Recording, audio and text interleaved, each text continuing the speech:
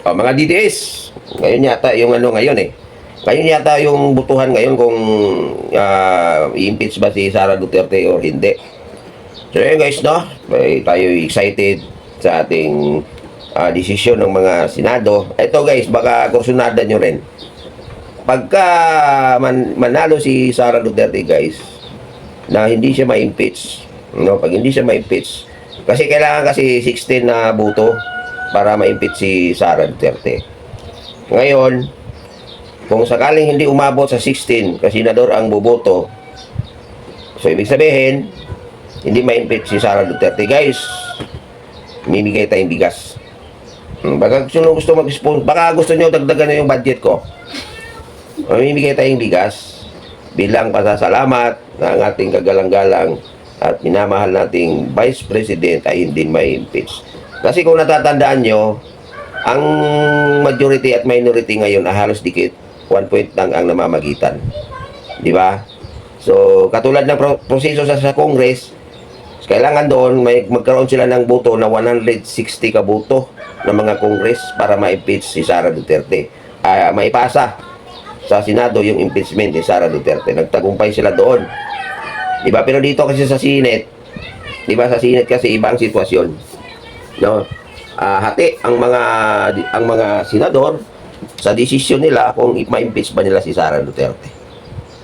Pero ako, siyempre, naniniwala ako na siyempre, ano tayo eh, gusto natin na hindi ma-impeach si Sara.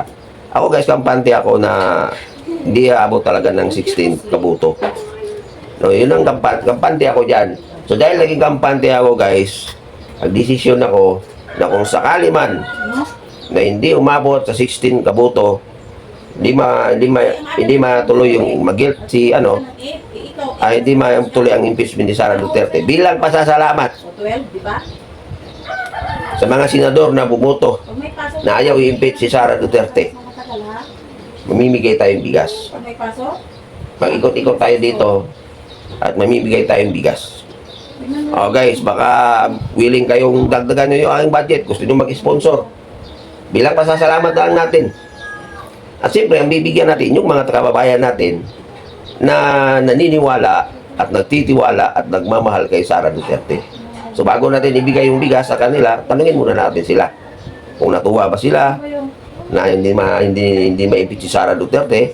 Pag natuwa sila at maka-Duterte sila, maka-Sara Duterte sila yung bibigyan natin ng bigas. Ano guys, deal kayo? Tumatanggap ako ng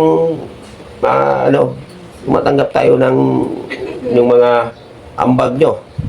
Mas maganda, maraming bigas ang ibigay natin. So mamimigay tayong bigas guys bilang pasalamat na rin sa mga sa problema na kinakaharap ng ating kagalang-galang at minamahal nating Vice President na si Sara Duterte. Yun ang plano ko guys. Kasi nung una kasi pagka ang plano ko talaga is pagka hindi ma-impeach si Sara Duterte, kakain na lang. Kakain sa labas. Pero ang gusto ko guys, nagbago ang isip ko. Mamimigay tayong bigas. Kahit pa 5 kilo lang. Di ba? 5 kilo, ganyan. Di ba? Importante, mamimigay tayo bilang pasasalamat, no? Magsaya. Di ba? Magsaya. Ayun, mamimigay tayo. Baka gusto nyo rin dagdagan yung budget ko, mag-sponsor kayo. Walang problema yan, gagawin natin yan. Mamimigay tayo. Kasi, ngayon yata ang araw ngayon ang decision sa Senate na magbubutuhan yata nila. At siyempre, bago daw magkaroon ng butuhan, magkaroon muna sila ng palitan ng liderato. At siyempre, kampante ako dyan na hindi mapapalitan si Cayetano, si Senador Peter Cayetano. So, yan, tatanggap tayo ng mga donasyon nyo. Hindi mo tawag donasyon